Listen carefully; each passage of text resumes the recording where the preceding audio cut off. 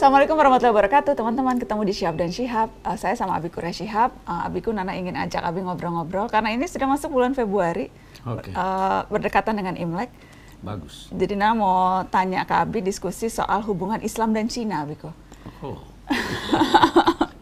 Tidak usah terlibat di politik ya. Kita nggak politik, tapi kita mau tahu, mungkin kita bahas soal sejarah, soal bagaimana peradaban dulu dan sekarang, apa yang bisa kita pelajari dari bangsa Cina. Betul.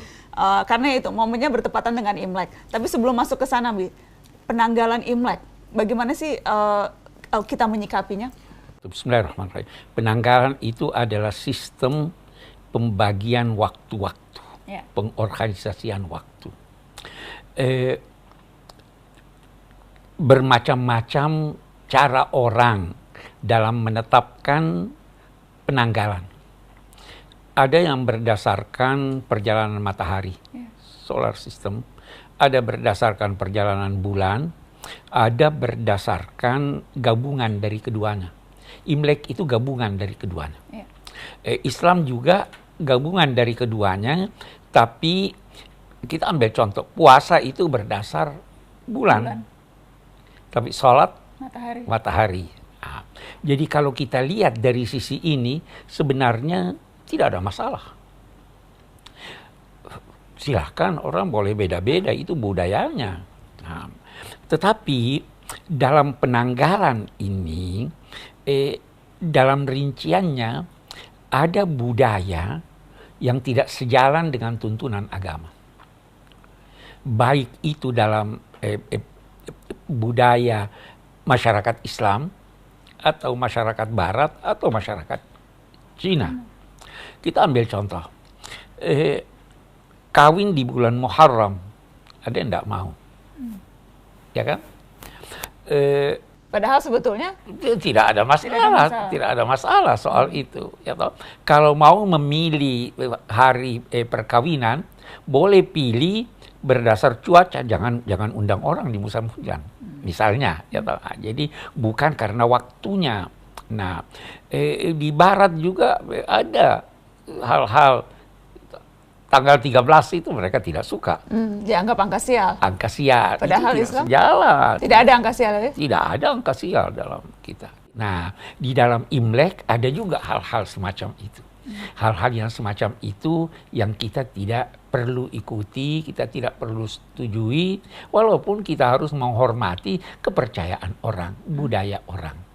Itu jadi Imlek. Nah, kalau selainnya ada yang Abi senang dan sering mendendangkan itu. Kalau Imlek kan itu ada barongsai ya. Oh, itu budaya luar biasa, sangat ini. Ya toh. Nana waktu kecil didendangkan itu lagu-lagu itu sampai sekarang. Coba Abi teman-teman tahu.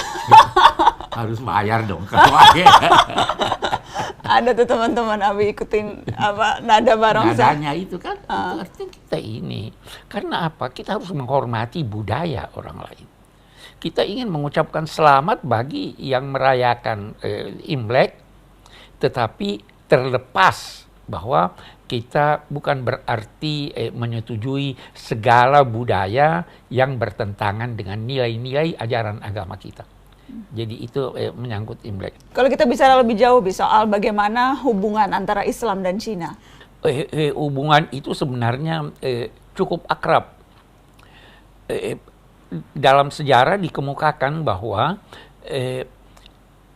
sahabat Nabi sudah pernah berkunjung ke Cina. Walaupun diperselisihkan kesahihan ini. Ada sahabat Nabi bernama Sa'ad ibn Abi Waqqas. Ada juga putra dari yang menyusukan Nabi. Yang menyusukan Nabi itu Halimah Sa'diyah. Putranya itu pergi ke Cina pada masa Khalifah Umar. Jadi sekitar jadi saudara persusuan Nabi ini? Anak dari Halimah? Anak dari Halimah itu ke sana. Bahkan waktu Abi ke Cina itu ada yang mengatakan bahwa di sini ada kuburannya sahabat Nabi. Tapi itu diperselisihkan. Namun yang jelas bahwa Cina sudah sampai jauh di luar Cina melalui jalur Perdagangan. jalur perdagangan, jalur Sutra. jalur sutra, Ya. baik melalui laut maupun ini. Jadi hubungan itu ada. Dan buat kita di Indonesia itu lebih diperkuat lagi dengan kedatangan penganjur agama Islam ke Indonesia. Jadi ada orang-orang Cina yang menganjurkan agama, yang datang berdakwah Islam di Nusantara, yang ketika itu memang sudah ada umat Islam di sini. Jadi hubungan itu sebenarnya adalah hubungan akrab. Hubungan itu adalah hubungan kemanusiaan. Apalagi Cina memang terkenal dengan peradabannya yang tinggi sejak dulu. Sejak zaman Nabi, peradaban Cina itu sudah disebut-sebut dan sudah disebut-sebut, ya toh, karena ada hubungan itu ada beda pendapat ulama. Siapa peradaban apa yang menemukan kertas? Ada yang berkata Cina 5.000 tahun yang lalu, ada yang berkata Mesir, tulisan itu dikenal di sana. Jadi peradabannya sangat-sangat tinggi, pengobatan sangat tinggi. Walaupun peradaban ini kemudian bergeser dari satu negara ke negara lain. Bi, ada ulama yang sempat menyebut, Nana mau tanya Abi betul atau enggak, bahwa tembok Cina pun sempat disebut di Al-Quran. Betul, itu ada pendapat.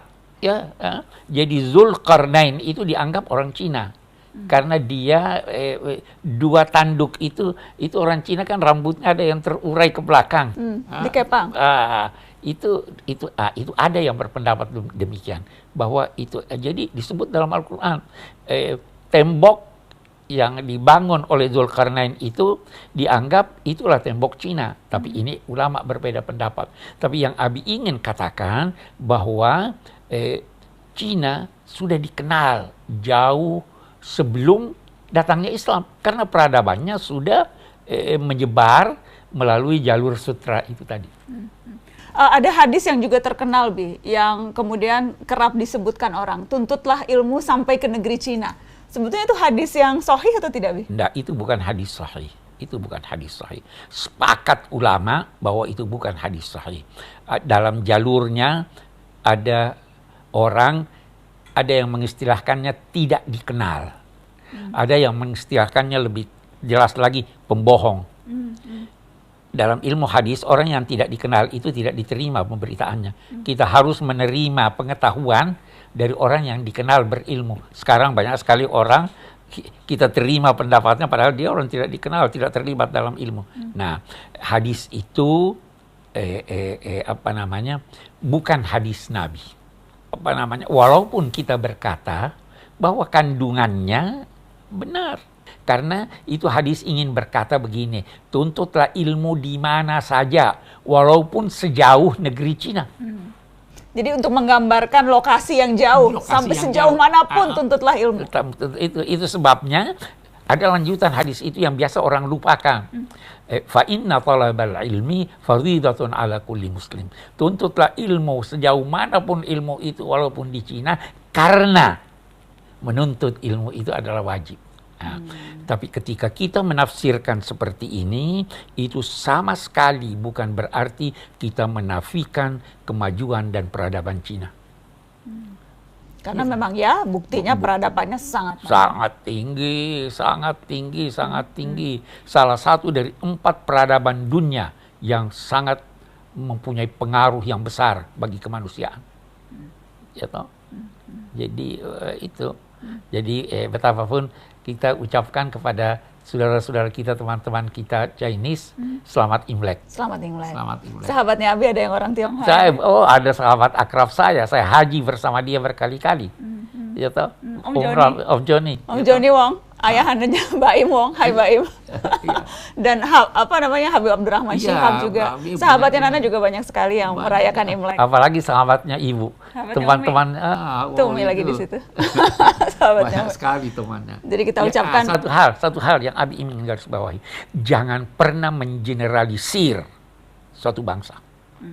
Jangan berkata ini bangsa penjahat. Setiap bangsa ada yang baik, ada yang buruk. Ya toh? Terlalu mudah sekarang kita menggampang itu menggeneralisir, menganggap semuanya sama. Semua sama. Tidak. Sekian banyak orang-orang Tionghoa itu yang baik-baik hati, yang ini banyak. Sama seperti halnya bangsa Indonesia juga, Bi, atau semua. bangsa Arab, Iya. bangsa India, jangan digeneralisir. Jangan digeneralisir. Jangan digeneralisir. Oke. Ya, Jadi kita ucapkan Gong Si Fa Chai kepada teman-teman yang merayakan Imlek. Gong Si Fa Chai. Thank you, Abiku. Thank you. Assalamualaikum teman-teman.